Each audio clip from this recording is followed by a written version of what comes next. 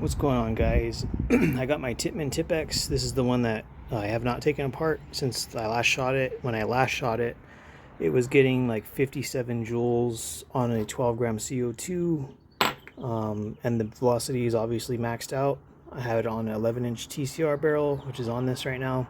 This has the TCR valve in here. My other one with the red shroud, it's acting kind of stupid right now. I don't know why.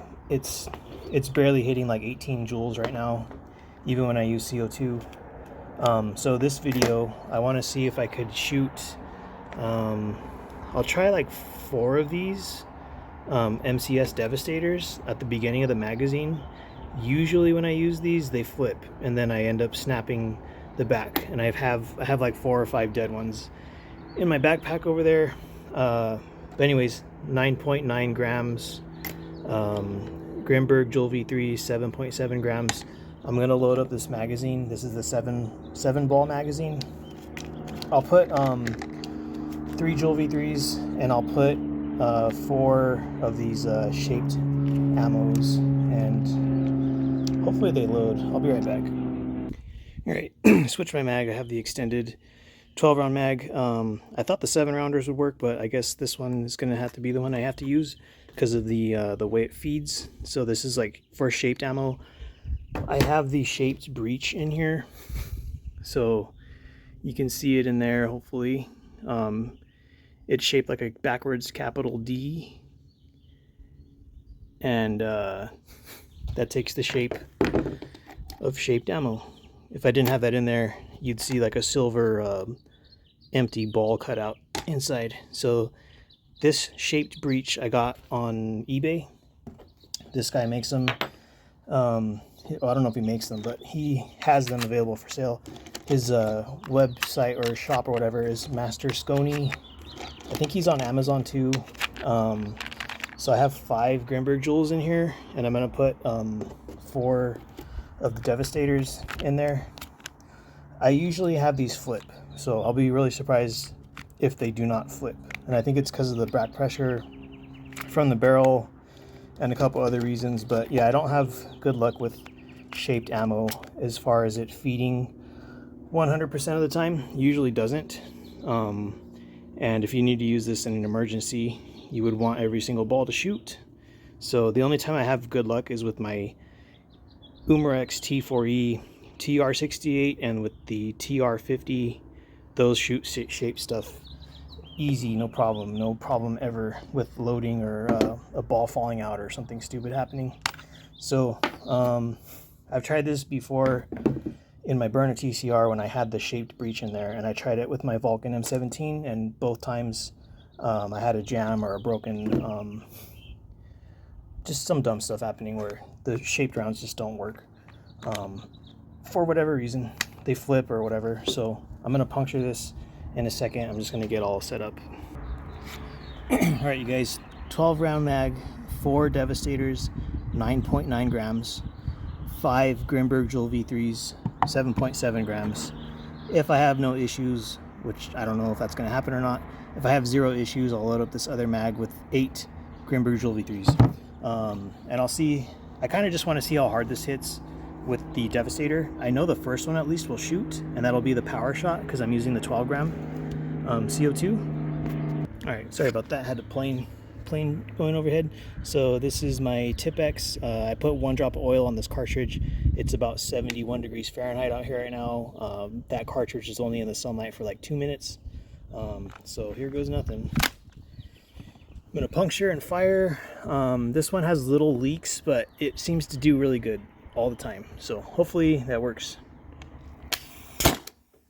342, that's a 9.9 gram Devastator.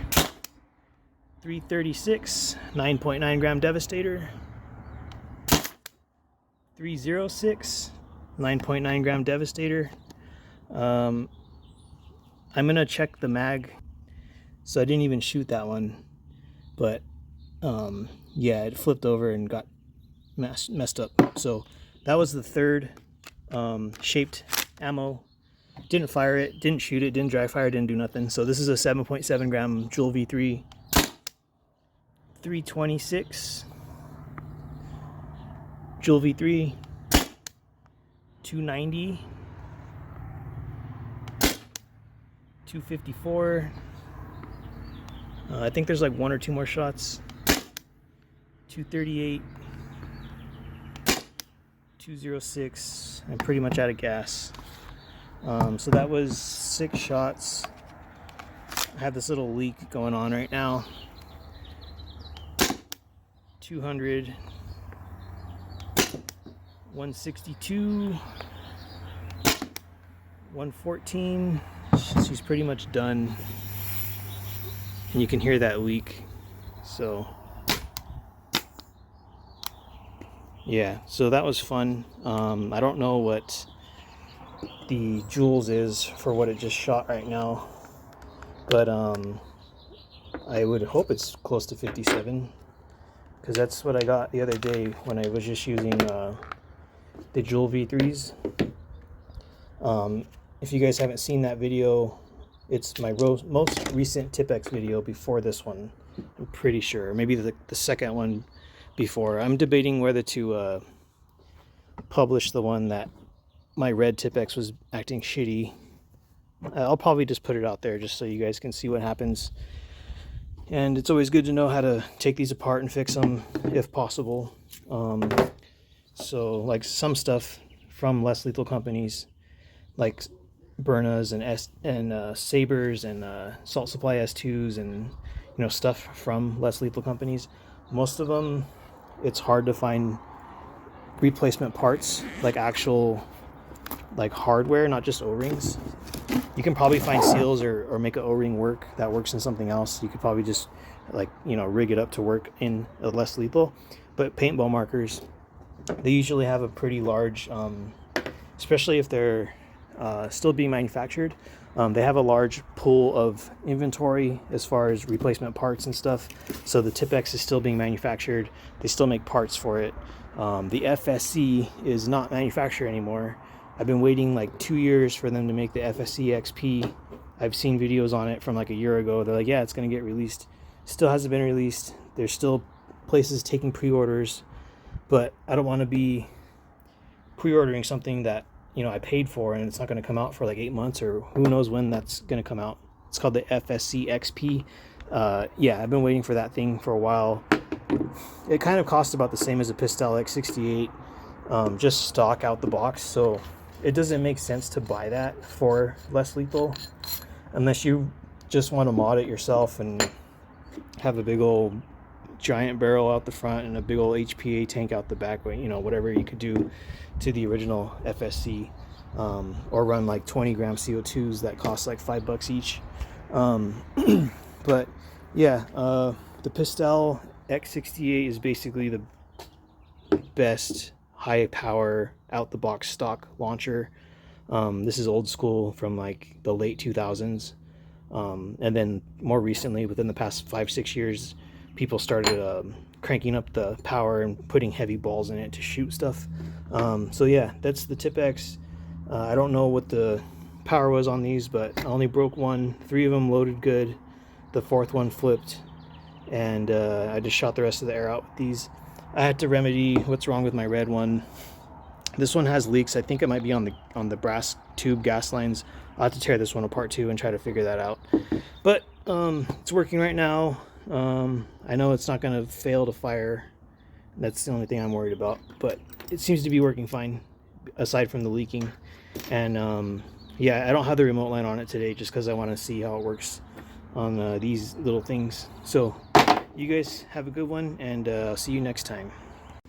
Alright, you guys, I spoke too soon. So the 3 that shot, 2 of them were fine, and I feel like this was the 3rd one. I could be wrong, but it got a little bit of damage on the sabot or whatever this thing's called. So the only thing I don't like about the Devastators is that they're front heavy, and this is very fragile. So I've been looking at a couple other places that have shaped rounds. I should just order some BK Kinetics just to try them out. But there's a couple other ones I've been looking at. I posted them in a different video. They're from Pyramid Air or Fox Industries or something like that. Fox 2 Industries. I'll probably end up trying them. They look like they might be a little bit more durable on the back end because they're not hollow like this. It looks like they're filled in with 3D printed whatever this stuff is, nylon or PVC or whatever it is, but it's not hollow like these. They don't weigh as much, but they're not hollow, so I'm not too worried about those breaking.